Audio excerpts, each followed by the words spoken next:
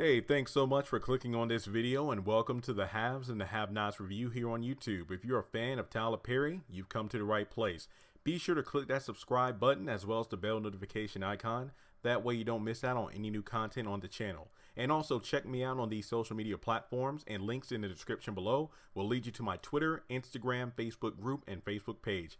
Once again, thanks for joining in and enjoy the video.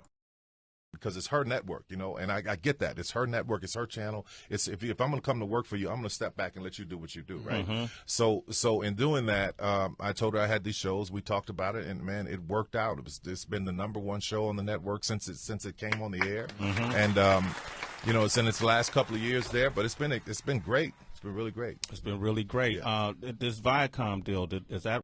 All right, have and have not fans. Now this video, my gosh, look, I can completely understand why you want to shoot first and ask questions later. Jeremy, you've done way too many videos on this channel about the show coming to an end. Stop. No, I can definitely understand why you want me to, just stop. And the only reason I'm doing this particular video is because there are some fans who messaged me over the past few days if you haven't heard for whatever reason, Nobody's Fool came out on Friday night and technically November 2nd, so Friday in general. Over the past week, we're going to have Tyler Perry, Tinka Sumner, Amber Riley, Tiffany Haddish, Omari Hardwick, Whoopi Goldberg. They were doing interviews on so many different platforms. Jimmy Fallon, Good Morning America, The View, Sirius XM, Sway in the Morning, The Breakfast Club, Wendy Williams, just to name a few. I'm pretty sure there are a lot more out there. And yes, I know there are still a lot more interviews for me to look at. But Tyler Perry did mention on Sway's Universe that the Haves and the Have-Nots is allegedly, winding down its last couple of seasons on OWN. Now, that statement could be taken in one of two ways. Oh, the show is winding down its last couple of seasons on OWN, but it's moving over to another network. Or this series is wrapping up its last couple of seasons on OWN, and it's wrapping up its last couple of seasons on OWN, as in that's it, kaputs. But to be completely honest, I mean, after seeing Nobody's Fool, and some people are kind of on the fence about, I don't think there's been, I think one person so far on the comment section of the video I did about the movie review, only one person has said it was hyped up, but it wasn't that great. But then a couple other people were like, no, what are you talking about? It was a great film. I think when I checked the score on Rotten Tomatoes, as soon as I got back from the theater, it was like 20%, but I haven't checked it since because honestly, I don't really care. I don't really care what critics say about films. I just care about how I think about a film, because there are plenty of movies that have gotten terrible scores, but I love them, like Babs, Black American Princesses, growing up in the 90s. Me and my sister and my mom, we love that film. Hell, I think I got the DVD somewhere in my apartment. I love the film, but it's one of, I know, what is it? Halle Berry got like what's it called? Like a Rotten Tomato Award or Raspberry Award. I don't know the name. It's like if you win it for being voted for having like a terrible movie or a terrible role or something like that. But I love the film. Nobody's Fool, I said I enjoyed the film. Is it my favorite film? No, but I had a good time watching it, that's for sure. And the fact that, number one, the movie was made in 10 days. It was made at the new, studio and whatnot. It just gives me hope that he has even greater projects in the works. So I would not mind if the Haves and the Have-Nots came to an end. I was too lazy to put in like a gasping effect there. I just don't feel like it. But I know it seems like heresy for me to say that of all people, but I would much rather have the series end and he moves on to new things that are bigger and better than to keep this series going and it's just going to run itself into the ground. A lot of people make the arguable conclusion that the show itself has already run its course. To an extent, I agree. I feel like 2018 has proven that, because giving us 33 episodes at the time of this recording, has only been 32. Episode 33 is coming next week. It pretty much just solidified the fact that after almost 40 episodes, nothing has really been resolved. I mean, if anything, just more storylines have been branched off.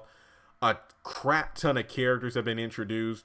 unbelievable feats like a presidential candidate running for the White House, falling in love with a prostitute. Make of that statement what you will.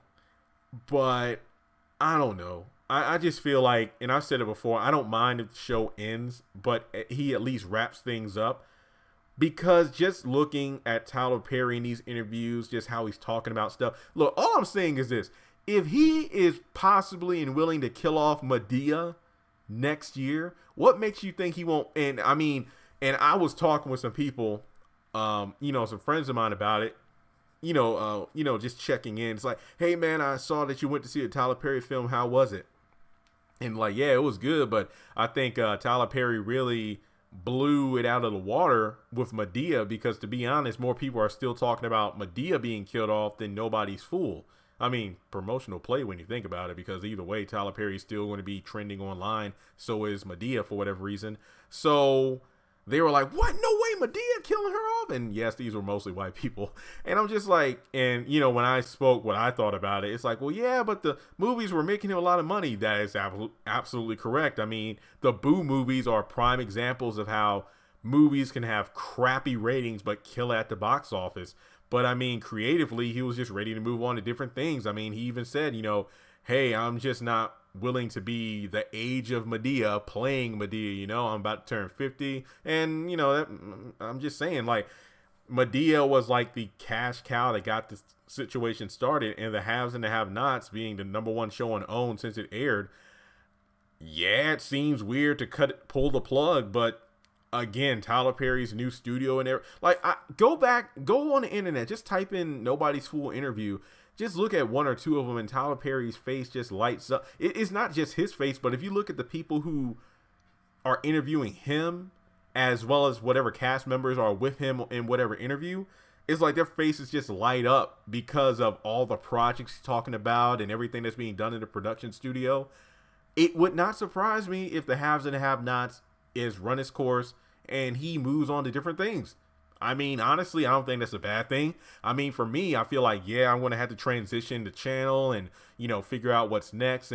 But still, I just feel like there's so much in the works, if not already completed already, that I'm going to have plenty of Tyler Perry content to cover. Hopefully it's great stuff, meaning that I'll have more joy in it. And look, I'm probably going to be singing a different tune when the show does conclude and whatnot. But as of right now, I just feel exhausted. I know I keep using that word because that's the title of the finale, but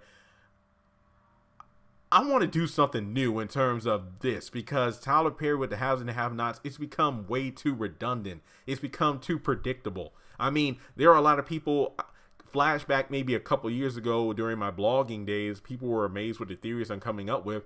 Nowadays, some people are telling me about theories before I even do the video. It's like, I got a theory about Veronica, but then they tweet me and it's like, yo, man, I think Veronica's going to do this. I'm like, well, damn. So I'm ready for something fresh. Honestly, I'm going to be completely honest. But if you saw my video about the Jeffrey Owens thing, when he did his what was it, the Good Morning America or Entertainment Tonight interview, when they did I think it was Good Morning America, where they had behind the scenes footage of him on set with Charles and Tyler Perry. He was talking about how I got him down for like 12 or so episodes when the original deal that was aired was supposed to be 10. And he's like, yeah, as soon as I saw him and, his suit and everything for his character, I just came up with like 20,000 more ideas for his character.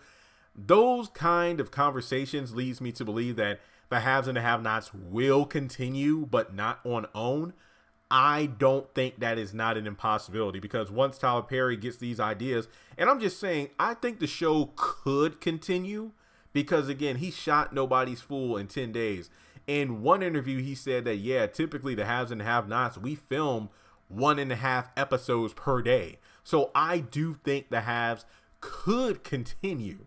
I'm not saying that it's not, but I'm just saying that with his new production company, he can pump out stuff way faster. But I'm just saying, I just hope the quality, if the quality isn't that good, I hope they pull the plug.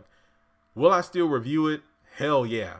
But at the same time, I feel like, it's kind of like, SpongeBob. I know, like, after 2006, I just stopped watching. I got the first 4 seasons on DVD because I found them on sale at FYE. It's like, I'll go back and watch from the beginning to 2006. Anything after that, nah, I'm good. It's like, it just got too corny for me and just too weird. But that's how I feel about the haves and the have-nots to some capacity. Where, well, to be honest, it is hella weird now when you think about it from where we started. So yeah. But in any case, folks, this video isn't me as ranting about the show. It's like, oh, it is going to end. I'm not confirming anything. We literally heard from Tyler Perry's lips himself about what the future of the show is for OWN. So once again, it's not confirmed that the show is ending. It's not confirmed that the show is continuing on. All we know is that the show is running its last 2 seasons on OWN. That's it. It's kind of weird. I mean, once again, I'm going to make a Flash reference. I'm pretty sure I did this in another video. When Savitar said to Barry Allen, the Flash, he was like, I am the future Flash. And everyone on the internet got into the debate. He's like, oh my God, that has to be Barry Allen. Because in the comics, the Blue Flash was a future version of the Flash. And then other people were like, no. He said, I am the future Flash, as in I am the future, comma, I am the future, as in I'm the one that's going to rule and everything. Flash. But yeah, this is definitely debate worthy, but just keep it civil in the comments. Let me know what your thoughts are on the subject. Do you want the show to end and Tyler Perry works on other new creations, or do you think the show could continue because, well, we've been riding this train since season 1? But to be honest, I feel like the show is losing. Look, I'm not going to stop reviewing the show, guys. The show is going to, it has a couple more seasons, so I'm still going to do them, but I think that 2018 truly proved this show needs to either up the quality in terms of camera work and everything.